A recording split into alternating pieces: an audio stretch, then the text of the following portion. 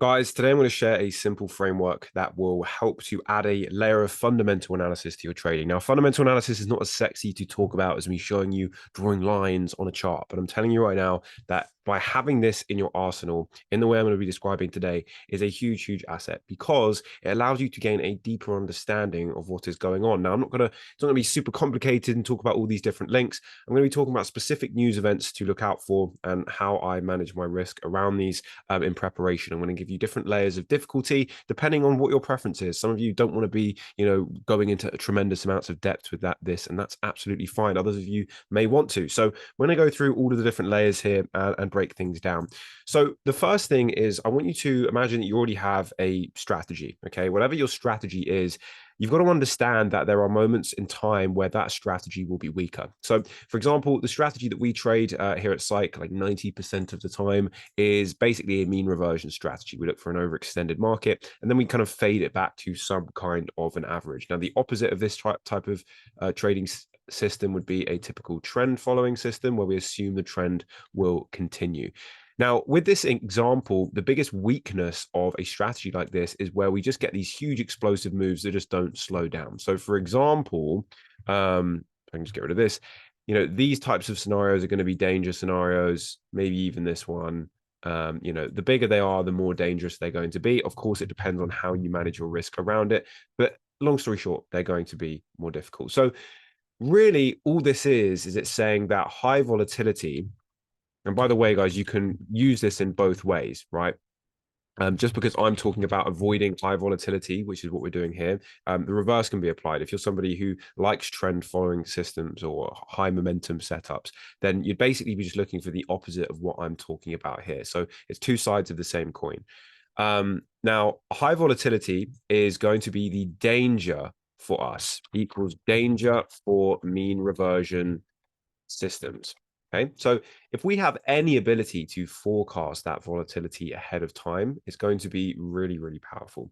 And so when we're looking at news events, obviously, I've got all the news events down here along the bottom. In case you don't have this, you can right click, go to settings, and then right here, you'll see the economic events under events. You can even put event breaks, which will show you vertical lines. The reason I'm not putting event breaks in is just because it's really cloudy and not all news events are created equally. Okay, so what I'm going to do first is I'm going to give you the first layer of difficulty. Now, this is basically just categorizing the four main types of news events, right? So the first category is going to be inflation.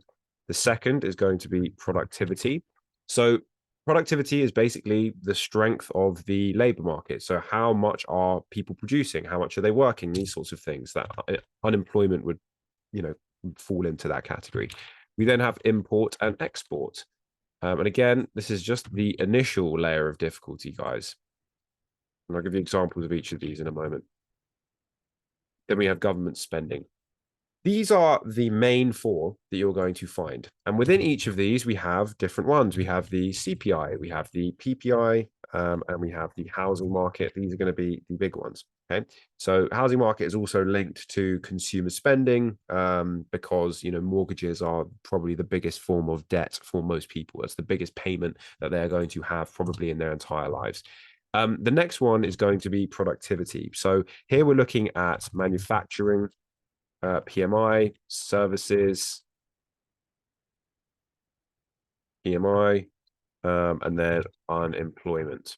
So unemployment is typically going to be mainly NFP, which is the first Friday of every single month. And we're going to go into more details in these in a moment. But next one is going to be deficit versus surplus. Now, you can also see these, by the way, on the OPEC website. You can see it as well on places like Forex Factory, MyFXbook, stuff like this. But the reason OPEC is going to be quite helpful is because different countries rely on imports and exports more than others. What's one country may import loads of, the other country may export loads of. And so those details are going to be more specific. Now, government spending is going to be literally government spending / like a GDP percentage. Now, don't worry if this doesn't jump off the page. You're not looking at this going, oh, this all makes perfect sense. Like if it's confusing, that's normal. Don't worry about it. How can we then simplify this? Well, we need to understand that different periods of time have different fears. Okay. And this is the easiest way I've ever been able to think about it. Everyone in the market has a fear, and it's always a fight between fear and greed. So at any one time, typically there is going to be an overriding fear. For the last year or so, it's been inflation, interest rates, cost of living, all of these sorts of things. Now, why is that important? Well, because when we look at the news events that relate to that core fear are going to have more weight. So, for example, you will notice if you go back in time, especially the last couple of years, metrics surrounding inflation, employment, these are going to be the things that are leading prices a lot. You know, things like FOMC minutes, um, central bank speeches. Now, these things are important no matter what time of year or what period we're looking at things, but these have held specifically more weight recently because that has been the dominant fear. And so anything related to that is more where we're going to find unjustified emotional reactions. Because, for example, not all of these reactions will be unjustified, but some of them will be. And humans tend to overreact sometimes, and they're trying to price in the future. In other words, they're just trying to anticipate what the future is going to be. And that can often cause overreactions to happen. And those overreactions are the basis for us finding a little bit of an edge, or at least removing some of the danger from an existing edge, which would be what we're doing with the key strategy. And so what this means is, how can we make this even simpler? Well, the easiest way is, if you don't want to be a perfect, amazingly accurate, you don't want to go into all the fundamentals, the easiest way is just not to trade on heavily weighted news events. Okay, not to trade around them, not to trade before them, not to trade just after them.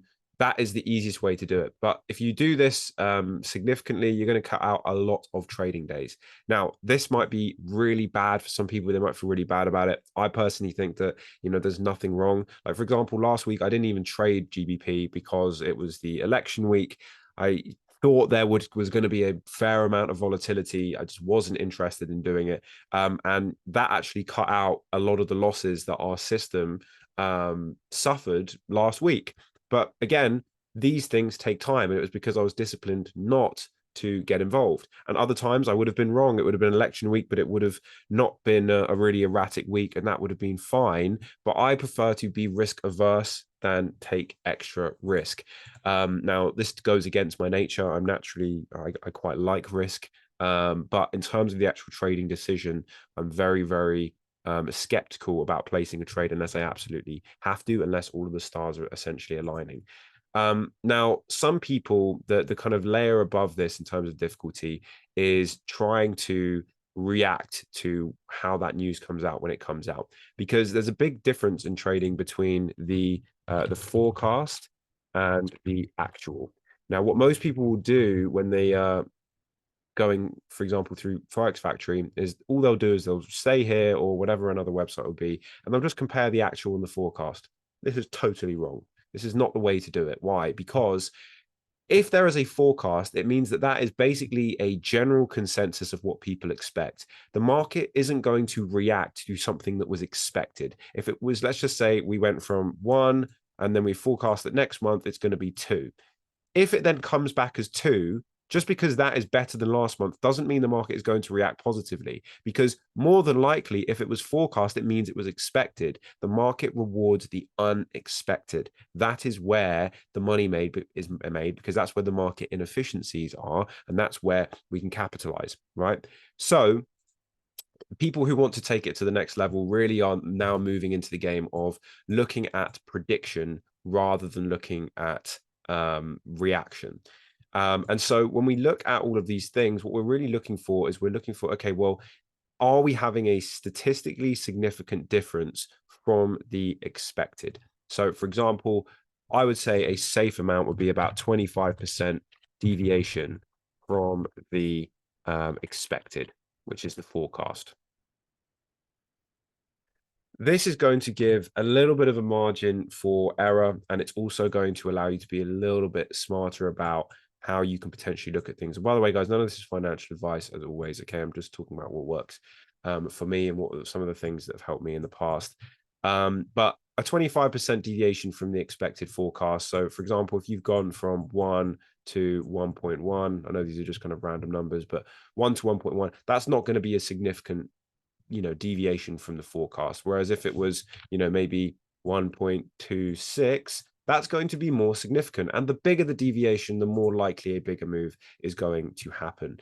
Now, there is a layer of difficulty above even this, and that is looking at everything cohesively. This is going to require you to be following certain types of news websites, understanding the relationship between these things. One of the key exercises that is really helpful to do this is to just get a piece of paper or write out a document online and look at the links. Basically, you want to create a mind map of potential scenarios. So, for example, you could say, okay, inflation, which will represent with an I here, goes up. Now, if inflation goes up, just take note and try and use your own imagination to be like, okay, what are the knock-on effects of this? And let's just say we have three main scenarios or three main things that are likely going to happen.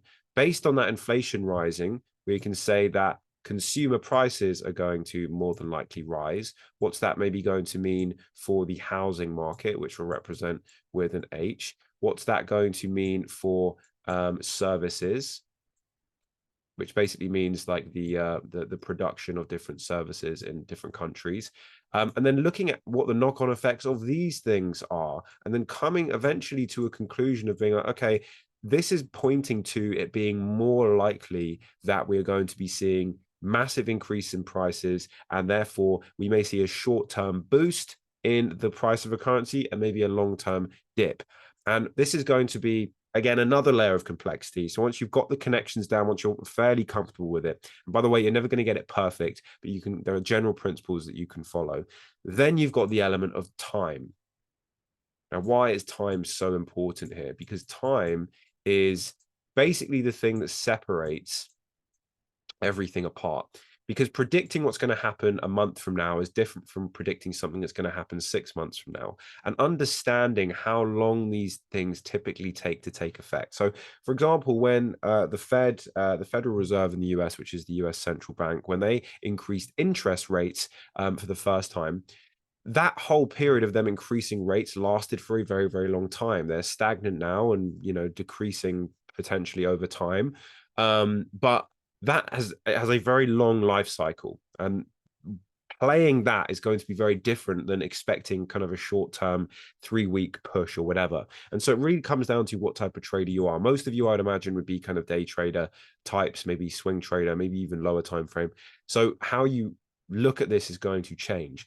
For us, we mainly trade on the 1 hour time frame for now, and so we are more interested on the kind of intraday perspective. It's a little less of a nightmare to predict. There are slightly fewer moving parts, but basically it's either just avoid these key news events or come up with theoretical predictions of what is most likely to happen, and then factoring that into the risk management. As you get more advanced, you can look at things like hedging and these sorts of things, but by and large, okay, it's not about being perfect. It's just about avoiding the really big events, and when you're absolutely not sure, then you can make better decisions. And the final thing I'll leave you with is back testing your predictions fundamentally. You can do this. It is a little bit boring to do, but if you can do it, you can figure out, okay, look, did I have enough information at, let's just say, this point in time to predict that prices were going to rise more likely than they were going to fall? What was I looking at to make that conclusion? How right was I? How wrong was I, etc.? These are going to be the things that allow you to especially develop a bit of an edge in the market or enhance an existing edge, especially with the system we like, and with mean reversion in general. These kind of runaway scenarios are going to be the highest risk, and so anything we can do to stay out of that or account for that ahead of time is going to massively help us, whether that means stopping trading, whether it means using reduced sizing, whether it means hedging your risk against a different currency that is negatively correlated, or whatever it might be. There are so many ways to do it. It's just about finding that nice balance. But I hope that this has made sense. I know it's a little complicated to go into all this. This is a massive topic, and this is basically just a kind of brief overview. But yeah, the key things, a kind of final point as well here would be, each one of these, not only are they weighted differently, but they are weighted differently for each country as well. And the reason for that is because different countries have different things that they rely on. For example, some countries have a much larger service industry compared to their manufacturing industry, and therefore the services is going to be worth more points than the manufacturing. Vice versa, some housing markets are bigger than others. Some are suffering more from inflation than others. Some are bigger importers versus exporters. Some governments spend more. And so it's very easy to get confused with these things. But the easiest way to distill down what's most important is to identify the big fear at that time. Look at the metrics that relate to that. And then these are going to be typically the things that cause the biggest issues. And then if you want to go even deeper, you can begin to forecast what these things are going to be and fact that into an existing or even a new strategy, and then implement time, understand how long these things will take more than likely to have their knock-on effects, and then moving things like that. So hopefully that's made sense. I hope you enjoyed this video. If you'd like to see our systematic 100% technical system, then the links for that will be in the description box below. But guys, I really appreciate your time, and I hope you have an amazing rest of your day, and I'll see you in the next one. Take care.